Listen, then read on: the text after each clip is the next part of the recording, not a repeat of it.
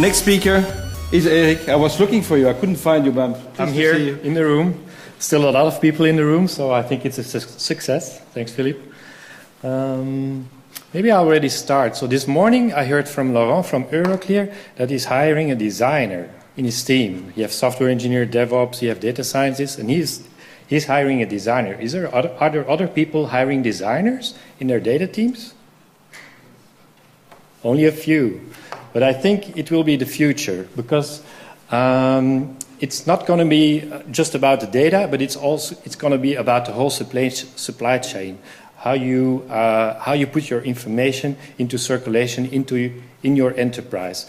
And the supply chain is very much like what you see here for electricity. There's production, there's transmission lines, there's distribution lines, and then at the end it gets to the customer. It's the last mile. And all the way through the supply chain you add value. There's added complexity and added value. And those supply chains, you see that everywhere. It's not only in energy, it's also in materials, from a mine to a factory. It's in retail, from a factory all the way Amazon delivering the goods to your doorsteps. But it's also more and more now in data. It's not enough anymore that we as data scientists know exactly where the diamonds are, but those diamonds need to be cut, they need to be polished, and they need to be developed. They need to be delivered to other people, to other stakeholders.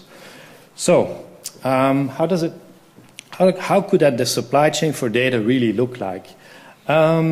So the bulk of what we have been talking about today, and that's a gigantic industry that's still growing double digits. It's about how you go from gigabytes, terabytes, petabytes, all the way to maybe hundreds of thousands of bytes that actually are the insights. So it's a real big industry, and that's what the bulk of the things we have been talking about right now. But those insights, if you want to reach out to a lot of people, to people in your other team who are not data scientists and who speak a different language, then it needs to be packaged, it needs to be polished, it needs to be an infographic or an info app or a data story, and then it's a whole different tool set which you need. So it's not about the analytics anymore, it's really about how do you increase the value that not only you as a data scientist group, but the whole environment, all your stakeholders know what it's all about. And that's a new set of tools where there's a lot of academic research in Stanford, University of Washington, and also Knight Foundation in New York. And that's also being added now gradually to the data science community, basically. And the thing is, in that specific domain, it's more about telling stories. So humans are very good at telling stories. So over the last millennia, our forefathers, they've told stories to their children and family.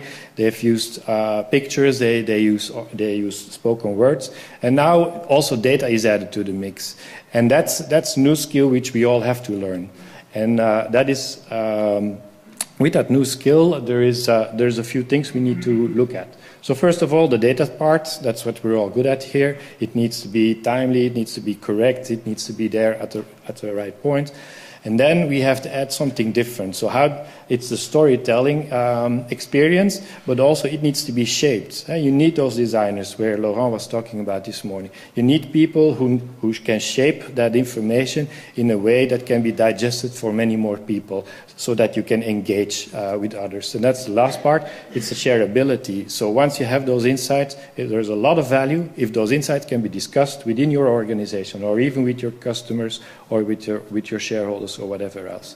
So those are really important things in telling stories with data. And in fact, most of the things are already possible. So if you put together in a room a data scientist, a developer who knows D3 or high charts or whatever else, and a designer, they can do a lot of things. But it's sometimes complicated. Not everybody gets that. It's difficult skills. So there is new tooling coming up that makes all those things easier and faster. And that's where we want to play a role in. So if you have a look at newsrooms, and they're already very good at that, and they're evolving very rapidly, definitely in the Anglo-Saxon markets.